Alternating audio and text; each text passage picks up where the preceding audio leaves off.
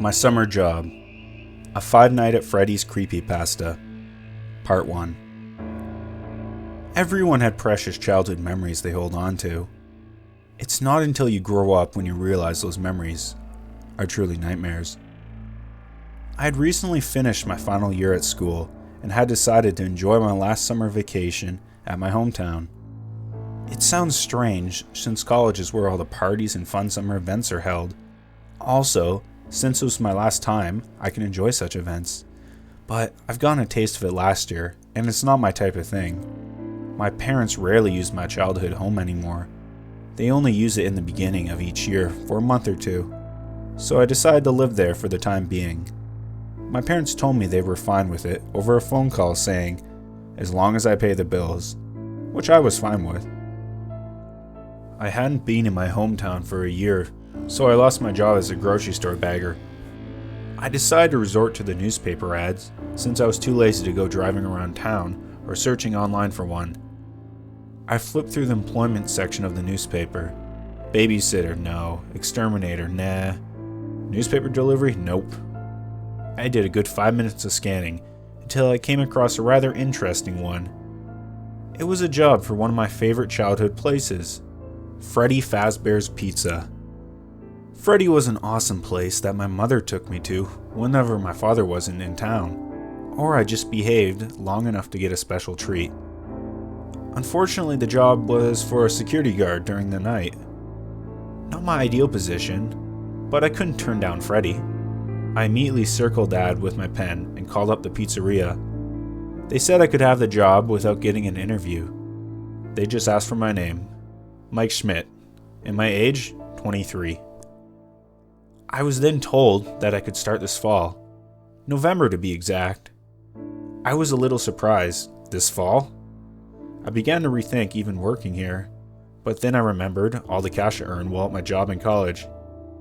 I'd have enough money to get by a couple months before November. I decided to take the job. Yes, I cheered, knowing now that I have a job at one of my favorite childhood places ever. And that job doesn't take up any of my time during the day. I then went upstairs to my old room to sleep, knowing I'd be alright this summer and coming winter. The next day, I decided to take a little tour of my old town. I did a good walk down Main Street, went through the community park, and even passed by Freddy's. It was good to look at that place again. I didn't want to go inside, because I'm sure people would find it weird for a grown man with no child to walk into a children's place of happiness. Basically, I looked like a pedophile. While walking down one of the busiest streets in my town, I saw a newspaper article stating, "Murder case of 5 children reopens," in bold letters on the top. I didn't want to take too long of a glance at it, but then I realized that the pictures to go along with the title was Freddy Fazbear. I was confused and decided to take a copy and read it. Supposedly a man dressed up like Freddy Fazbear and lured children away from their parents to kill them. I was shocked and disgusted with whoever would do this. The next couple of months weren't eventful. None of my childhood friends returned home like I did, and even knowing I was there, I saw some old relatives and my parents thought about visiting me, but blew me off. Heck, I even went out on 2 dates with this beautiful girl who I realized was just using me to get back at her ex. I didn't really even do anything special besides that. I just lied around on my couch watching movies and TV shows. Things went on and on like that until November came. November 8th to be exact. It was my first day on the job. I had little money left, so it was good to finally start getting an income again. Night 1. It was Monday night, and I was about to head out to the pizzeria. I was a bit excited and worried at the same time. Excited because I was starting a new job at one of my favorite childhood spots, and worried because I would be there all night. I was planning on sleeping the whole day to rest up for the rest of the night, but I just couldn't fall asleep. Oh well, I said to myself, not giving it too much thought. When I arrived at Freddy's, a man waited outside for me. "Hello, are you the owner here?" I asked. "Who wants to know?" he responded. "I'm Mike Schmidt, here for the night watch job," I said. "Oh yes, how could I forget? Who else would be here at 12 a.m.? He chuckled. Neighborhood watch? I added, laughing slightly. Are you the one who's going to teach me the basics? I continued. Nah, I'm just the owner, as you guessed. I'm here just to give you a pair of keys to the place. Your mentor left a message for you in the security office. Well, here you go. He handed me the keys. Remember, your shift always starts at 12 a.m. and doesn't end until 6 a.m. You got it? He asked, sounding a bit anxious. Yes, of course, sir, I replied. Good. Well, good night, son. Don't mess this up, or else you're out, he said, walking towards his car. Good night, I called, but I do not think he heard me. I then opened the door to the place. Fortunately, he left it unlocked for me. Not that it was much of a deal if it wasn't. After all, I had the keys. I then looked around the place. A huge sense of nostalgia hit me with a ginormous wave. I then recalled sitting at the party tables with my mother and friends, eating pizza and watching Freddy and the band sing. I then looked to the stage. There they were, Freddy, Chica, and Bonnie. Oh, how nice it was to recite those names again. After I relived my childhood memories, I then scanned the rest of the building, looking for the security office. My guess was that it was in the back of the building, which it was. I peeked in to see that there was no one in there. I walked into the room, somewhat annoyed by the sound of the rotary fan. I thought about turning it off, but then I realized how warm the room was. I had no choice but to keep it running. I also noticed a little beep sound going off every couple seconds. I located the sound to be a message machine. I pressed the play button. A voice came on. I was surprised and wondered who it was. Was it my mentor? Hello, hello, hello. Hi. I'm the old security guard at Freddy Fazbear's Pizza. Hopefully you're getting this message. I need to explain to you what to do. Now, I'm actually finishing my last week here. That's why you're getting my job. I got my hours changed to 8 to 11:30 p.m. since I didn't have to be up so late anymore. Sorry that you're your job now. Now, let me explain to you the basics so you can get through your first week. Now, on the table you're hopefully at, you should see a tablet. I glanced over the table and saw the man was right. There was a large tablet with gray trim sitting on the table. I picked it up and turned it on. If you see it, turn it on. The first thing you should see is a camera view of the main show stage, along with a lot of different square buttons on the map. Those square buttons are actually all security cameras that you need to check every now and then to make sure something or someone didn't break into this place.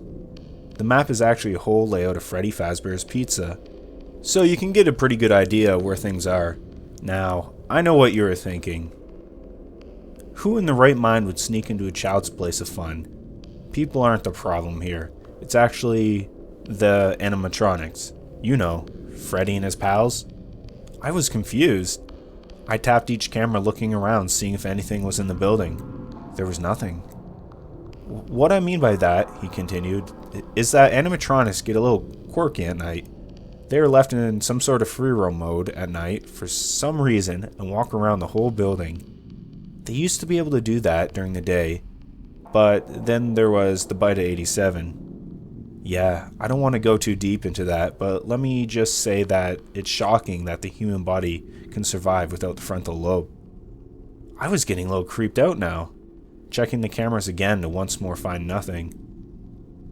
I'm going to move on now. Now the characters here, when they see you, will not see you as a worker because it's nighttime. They'll actually see you as an endoskeleton without its costume on. Now, since that's against the rules here at Freddy Fazbear's Pizza, they'll try to forcefully shove you into a Freddy Fazbear suit. Now, that would not be so bad if it weren't for the suits being full with animatronic devices and crossbeams, especially around the facial area. So, you can understand that would cause a bit discomfort and death.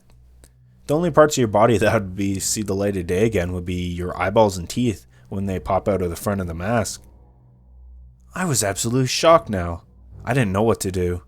I checked the camera once more to see the Bonnie was no longer on the stage. I was filled with fear and anxiety while I checked the rest of the cameras. I then saw Bonnie standing in the audience area. I was so scared, and then paid close attention to what the man said next. I just want you to know that there's really nothing to worry about. It may sound scary, yeah, but really, you'll be fine. Now let me explain to you what happens if a character gets a little close to you. Next to you, there are buttons for each door. One for closing the door and the other for enabling the door lights. I tested it out. He was right. The doors and lights would open and close and turn on and off on command. I once again checked the cameras to see that Bonnie was in the hall right next to me. I was prepared to close the door if it came closer. Frequently check those lights to see if a character is out there. Don't be worried at all, but if you ever do see a character, close the door. As soon as they are gone, you can open them back up. Also, keep an eye on a specific character in Pirate Cove. It seems to respond if the camera is on or off it too long. Just don't worry, you'll be fine. First day will be a breeze. Check those cameras and oh yeah, make sure you don't run out of power. You only get a certain amount each night. Using all the appliances wastes more of it, so conserve it. Talk to you tomorrow. Good night. The message ended. I checked my cameras and sure enough, it had a power percentage there. It said I had 80%. Wow, 20% gone in 5 minutes. Maybe it's because I left the screens on all the time. That might be a bad idea. What else did he say? A character in Pirate Cove? I never remembered that place as a child. I then checked through the cameras until I found Pirate Cove. There was a curtain there, but it was closed. I took that as a good sign. I then checked the hall where Bonnie was to see if she was still there. I came to the conclusion that with a name like Bonnie, it must be a girl. She wasn't there. I checked the next camera closest to see that she wasn't there either. I was confused. She wouldn't just leave the area. I then decided to check those door lights. Nothing on the right. Then I checked the left, and to my disbelief, there was Bonnie, staring at me. I smashed the door button as hard and fast as possibly could. I was terrified, but then realized that they weren't real people trying to hurt me. They were just robots. I calmed down and pressed the door light button to see if I could see Bonnie's shadow or something. There was nothing showing that Bonnie was there. Hesitantly, I opened the door, and to my surprise, Bonnie wasn't there. The night went on pretty similar to that. Bonnie got close to me a couple times, and the curtain at Pirate Cove opened a little bit, but I saw nothing in there. Chica and Freddy stayed on the stage, thankfully, and I finished that night with 14% power to spare. I overcame my fears of them trying to kill me, and simply thought they were just trying to play. I left Freddy's and went home to sleep the day away. I was exhausted. Thank you all for listening. I hope you enjoyed part 1 of this 3-part story, and I will be releasing them gradually, so I'll see you in the next one. Goodbye.